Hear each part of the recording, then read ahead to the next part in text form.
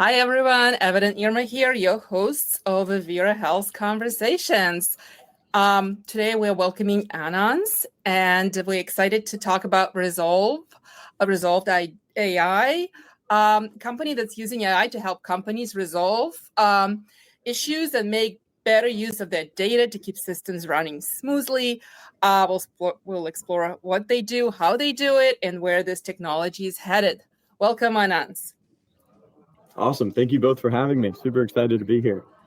Yeah, thanks for being here. Really timely and interesting topic. Before we dive in, maybe give us the big picture for those new to resolved.ai. Great name, great website. What's the big idea? What's the problem you're looking to solve?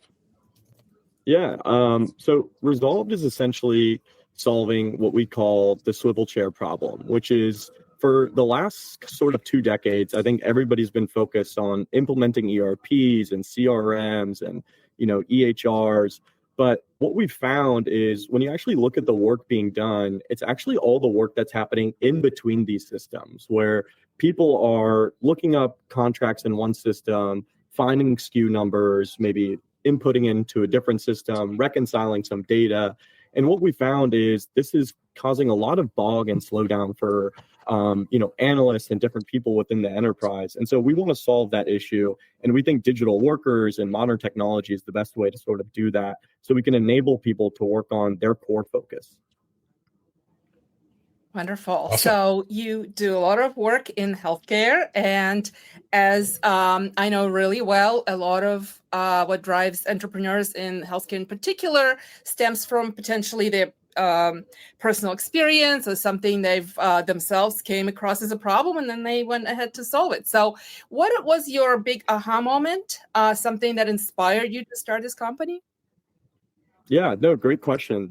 So I think for us, we got into healthcare through more of a personal journey. So when we initially started, my background comes from supply chain, from food and beverage at companies like PepsiCo, and then also software engineering at companies like Capital One. And so when we first engaged with companies, it was like your large tech enterprises, so think like Datadog or Mozilla, companies like that. But actually, somewhere in the middle, I had a parent that was diagnosed with a brain tumor. And so we ended up spending a lot of time in the ICU together. And it's really there that I started to realize, hey, a lot of the sort of back office functions, supply chain, procurement, that you don't really think about impacting patient care, were kind of being brought to the forefront. So for example, in the ICU, we would have nurses hiding pillowcases and pillows underneath their scrubs, bringing them into the room and saying things like, hey, don't tell anybody where I got this from or who gave this to you, because they're getting it from different departments or different hallways. And, this is not even to mention things like IV pumps or catheters or things that are needed. And so you start to learn and ask questions of, hey, why is this the issue? Why is it hard to get a pillowcase? Why is it hard to get IV pumps? Why is it hard to get the materials you need? And it started to remind me a lot of the work I used to do at Capital One in food and beverage. But this time, it's much, much more serious when you think about the ICU. And these are the patients that, they need this stuff. It's not necessarily an if they need it. These are the people that should be getting it at the forefront. So I think that's sort of how we segued in. And actually, the first 2 hospitals that we started working with as customers are the same 2 hospitals that treated and cured my parent of their brain tumor. So it's actually really special to be able to work with them and kind of help improve their processes. Wow. Wonderful. And you're really putting AI to use, putting it in action. So maybe talk about how the platform you built leverages AI, especially when dealing with the challenge of unstructured data, kind of speed up these incidents that you described. Yeah, 100%. I think so. First, I'd like to define unstructured data. I think it's something you hear people talk about all the time, and most people probably have no idea what it's referring to and just kind of nod their head like, yeah, of course, unstructured data, big problem. So we kind of categorize it in 2 ways, right? So the first way of unstructured data is how I think most people interpret it, which is, hey, there's a lot of data that's kind of stuck in formats that we can't utilize it in. So think about contracts, PDFs, faxes.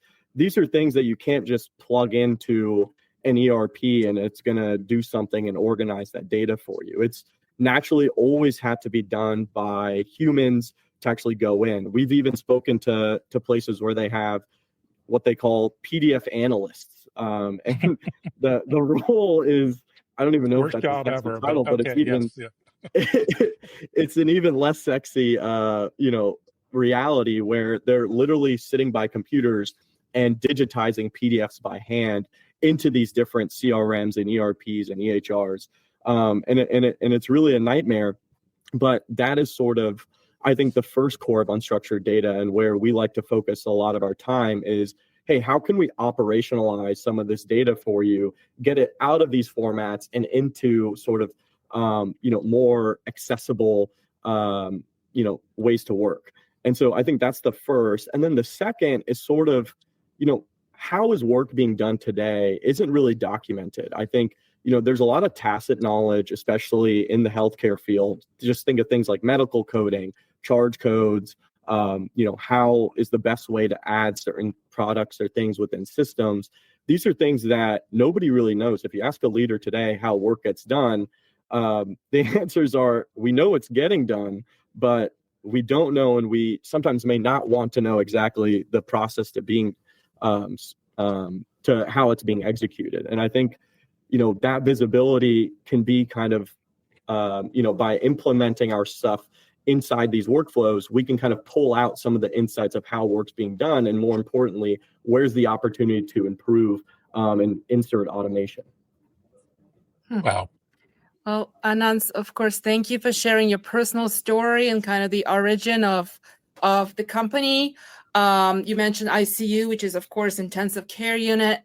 You also mentioned another, alphabet soup parts here with ERP and EHR and others. So let's go more towards your slogan of healing the revenue cycle for companies, automating their supply chain. You already started talking about it. You mentioned workflow, which is a very important, critical part of any healthcare related operation. So you automate the most painful workflows, hospital operations. Some examples I know about is stalled contracts, broken billing processes. Can you give us a little bit more of a tangible understanding of how you solve the problems that lead to improved patient care, even if we might never see your company, working because it's all behind the scenes? Absolutely. And I think, that's part of the key. I just got back from this healthcare supply chain and resource conference called ARM in Denver. And you won't believe when people go around the horn and kind of say why they work in healthcare. These are all back office supply chain people. Nobody will ever see or know their name or the work they're doing. But every single one of them said they're in this, not because the money is the best. They could all make more money in different industries, but because they care about the patient. And so I just want to reiterate that, no matter what, even though the work's not being seen, everybody's sort of in this for patient care at the end of the day. But when we talk about how we can heal revenue cycle, I think there's a few kind of obvious ways people think about revenue cycle management. Hey, can you cut costs and headcount here? Can you renegotiate contracts with our vendors and suppliers and save money there? But there's a lot of ways kind of in these, we call them like hidden workflows where revenue tends to leak. And so I'll give you one example that's not super obvious to a ton of people. Which is the OR will use all sorts of items, right? For their surgeries, for any kind of clinical type of things that they need. But a lot of times when they go to try to file that they use these items for billing, they'll find that in Epic, the item doesn't exist. So if they use the catheter for Medline, they go into it and they want to charge for it, or they use the knee implant, right? Which can be really, really expensive. If it's not in the system, they create something that's called a non-catalog file, which is, hey, we couldn't find this item, but here's the best description of what it is. Knee implant, purple, it was long, go figure it out. And as these surgeries pile up, right, you can have hundreds of surgeries a day, depending on size of hospital, it lands on a very small sort of MMIS or value analysis or back-end supply chain team to actually process and go find and do that swivel chair workflow that we talked about of, okay, we have a knee implant. Who can we go find if it's on contract or off contract? If it's on contract, what's the price point for it? What's the unit of measure? What's the quantities? What's all the information we need? Is there any updated within our emails on the data for this knee implant? And then what are the proper charge codes? But that process tends to take a lot of time. And as they're bogged down with other responsibilities, sometimes these things never get billed for. And so the hospital is either straining supplier and vendor relationships by not paying for the items, or they're leaking revenue by just missing them completely. And so I think that's one of the issues that nobody would even think about is a huge problem, but it definitely is. And it kind of falls under this. There's a big relation here on the back end of back office and supply chain, procurement and purchasing, contracting, and the clinical side, where they're all working together. But what's really interesting is just the work that we also give clinicians to do. Like, for example, nurses, when they go through kind of a procedure card of materials that were used, they're supposed to look up and assign billing codes for those materials. A lot of the times, they don't have time to go and look at what's the appropriate billing code for each and everything. So they'll just pick one that's in the general category. But even that can cause huge price variations depending on what codes they use. Sometimes they, can just put in kind of very catch-all codes. And that's where the hospital is supposed to use that to bill the patient and the insurer. So this is, a lot of the back office stuff that you can kind of uncover and actually save a ton of revenue and operational spend by automating and kind of digitizing. Yeah, well done. What are, some of the risks that you foresee in kind of ignoring this unstructured data and capturing it and categorizing it, managing it in an intelligent way? Because it's only growing. It's the amount of data is astounding. What are the risks there? I think the risks present themselves in all sorts of ways. For starters, if you just think about unstructured data growing, one reason it grows is because unstructured data is really easy to send someone, and it's very, very difficult to work with. So when I'm sending you a PDF and saying, hey, people see this all the time, go edit, a couple paragraphs in this PDF. Somebody has to convert that into a Google Doc. They, all the formatting gets all messed up and they go type it in. Well, think about that happening with medical documents, with things, much, much more serious, much, much more complex.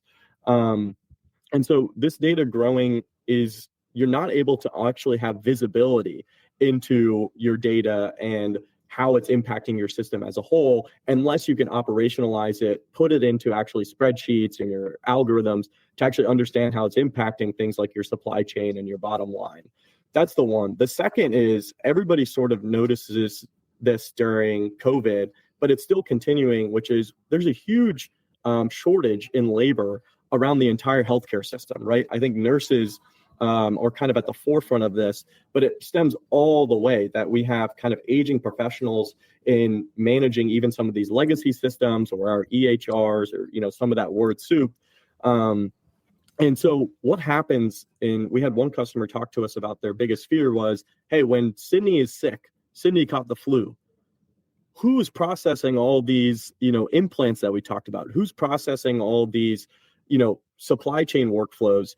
And beyond that, what happens when they retire? And so I think a lot of the tacit knowledge and that unstructured data can be codified and then held within the company beyond individuals. And so I think that's some of the operational risk that you run if you're not capturing these and you don't know how workflows are being executed. Or, Sydney probably has 5 tricks up her sleeve that she knows how to get, a vendor contract done and signed, or, how to get this product pushed through and billed correctly for the next billing cycle. But those are things that are never documented because let's be honest, if your boss or manager tells you to go, create really good documentation on something, that's the last thing that's going to be on your on your recipe. So I think those are areas that we can really help in. Yeah, Ananth, so you mentioned COVID-19. I think that was the first time where a notion of supply chain and healthcare came to be kind of general knowledge for the public. It came in the context of shortages of healthcare workers, but also PPE. We all remember personal protective equipment, how hospitals didn't have enough masks and gloves and gowns and had to use trash bags and other things to compensate. So, and you showed us what supply chain really means in healthcare beyond that, from pillowcases and things like that to make, patient comfortable in the room, to the operating room supplies, which are vital for the success of any given operation. So let's talk a little bit about this concept of digital workforce that you talk about. Resolve digital workers work with this unstructured information. They do these things that you just told us in terms of improving operations. And you talk to them about being like your best teammates. So instead of somebody swiveling in the chair, you now have digital workforce doing some of these tasks. Talk more about where does the human stay still in the loop there with all that knowledge that the person had accumulated, and how that gets transferred potentially to your digital workforce. Yeah, 100%. And so I think what's key to talk about here is, there is a labor shortage, and that's where I think these digital workers are sort of addressing. A lot of the times when we speak with our customers, it's not, hey, hire a digital worker and fire the rest of your team. I think everybody kind of fears for our jobs, and maybe, a decade in now we may have to, mine included. But I think today what it's mostly solving and helping for is, hey, this team is strapped for resources. They are working 80, 90 hours on executing a bunch of workflows, and they're not getting the resources to help. I would say 90% of the time when we talk to a leader on the team that we're speaking with, and we ask, hey, what would you need for your team to kind of work at normal capacity? And they always say something like 7 to 10 more resources, as in people. And there's no chance they're getting approved because, as you probably know, and most people in healthcare know, hospitals run at best near break even in terms of their bottom line. And their most expensive expenditure is on labor. And so when you go to those VPs and your C-suite and ask for more resources, they just do not have anywhere to go and grab that money from.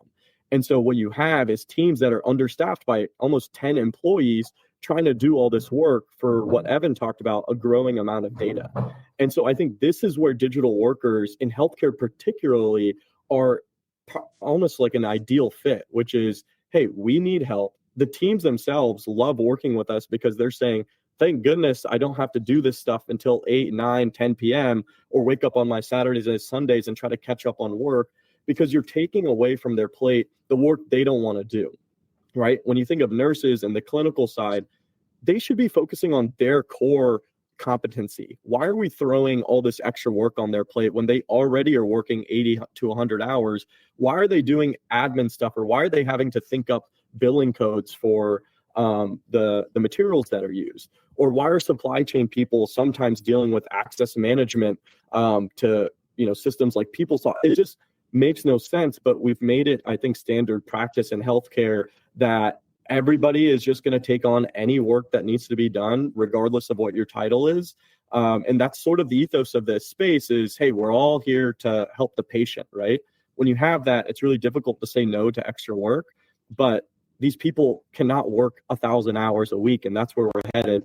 And so I think that's where digital workers kind of come in and can make a huge, huge impact by taking off sort of the most manual and rote work possible.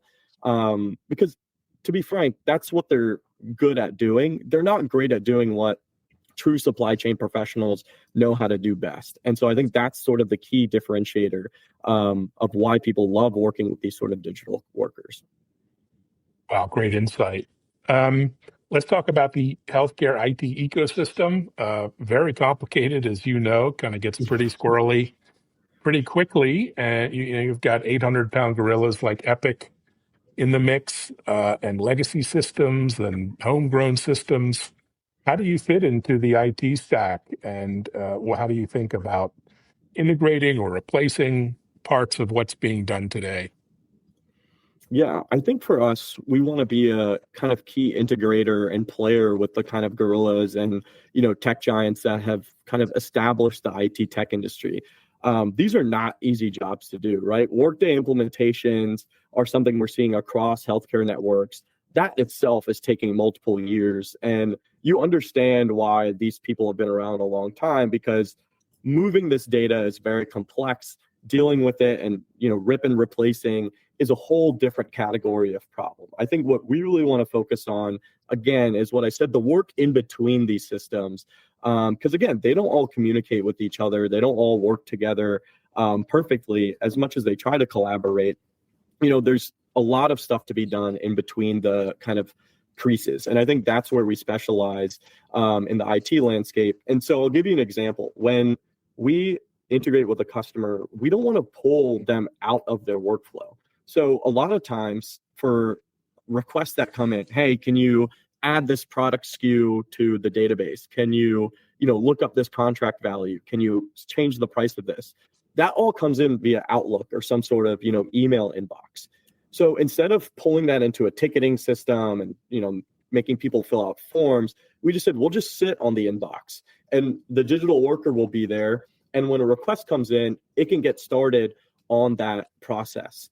And so some of the things that we first identify when we attach ourselves to an inbox like that is, okay, what is the time to first response from the team to that request? I think, that's a really key metric, is telling people, hey, I've seen your issue, I'm getting to work on it, and I'm not ignoring you. I think that's one of the first metrics that surprises people is, oh my God, we're waiting 4 days to tell somebody we've gotten started on something. No wonder so many people hate us. But beyond that, it's how many touch points does it take to fulfill a request? So when something comes in, we're seeing on average 7 to 10 emails back and forth to actually get that thing to resolution. But if you go a little deeper, it's, okay, we have different teams and people making requests. What is the touch point per each of those teams? And you'll find is, one team is kind of 2 emails back and forth. They're always sending us the right information. They're always providing us with the proper kind of data inputs that we need to get the job done, versus one is 15. And so by uncovering some of those insights, and this is also unstructured data in a way, you can go and actually have cultural change by working with those teams and saying, hey, what is it that makes team A so successful at getting us requests that it's only 2 back and forths? And what is it that's making team D be so kind of delayed and misconstrued? And so I think those are a lot of things that we can help uncover is, hey, maybe we're just not supplying them with the information. They don't have access to the right information they need to help us do our job. And so I think those are a lot of the kind of critical insights that we can pull out and help with. Wonderful. Well, very inspirational, very exciting. We're all rooting for you as patients and caregivers, et cetera. What are your plans the rest of the year in terms of scaling up, and where can folks see you, meet you, and collaborate? Yeah, I think, look, we try to come out in person as often as possible. If I could clone myself, I would, but I think, we're definitely heavy on the conferences. I think, finding us on our website, resolve.ai, or connecting with me directly on LinkedIn, always happy to chat. And I think share resources of, I think there's a big thing in healthcare of, hey, we're so unique and, we can't learn from other industries, or we always try to learn from finance. But I think working with, kind of startups or players that are in multiple health systems, there's a lot of cross-sharing knowledge. Like, customers of ours are always so interested in, hey, how is, customer A approaching and solving this problem? And same with customer A wants to know about customer B, and they're willing to share, and that helps all of us get much, much better. And so I think, I'm always happy to speak with individuals about what we're seeing, even if they're not ready to become a customer or, structure some of their data. I think just being able to share, hey, you're not alone in the problems you're seeing, and, there is sort of light at the end of the tunnel. But I think for us, we see kind of scaling out and continuing to build workers for the different kind of teams that operate the back office. So, we're engaging in purchasing and AP. That's a completely different side of the house, but they also deal with very similar workflows. And so we want to continue to help as much of the back office as possible. I think, it's a third of the spend category that happens within healthcare. So I think there's a huge impact to be made there, and we just want to kind of be known as, hey, Resolve is the place to go to when you need 7 to 10 more hires, but that money and allocation's not coming anytime soon. We can hopefully lend a helping hand and get the ship up right. Wonderful. Great story here in Mission. Great story. Thank you, Ananth, for joining us. And thank you, everyone, for watching and listening and engaging in these conversations. So connect with Ananth online, follow us, and we'll see you again. Take care. Right. You guys are amazing. Take care, Thanks so much. Thank you.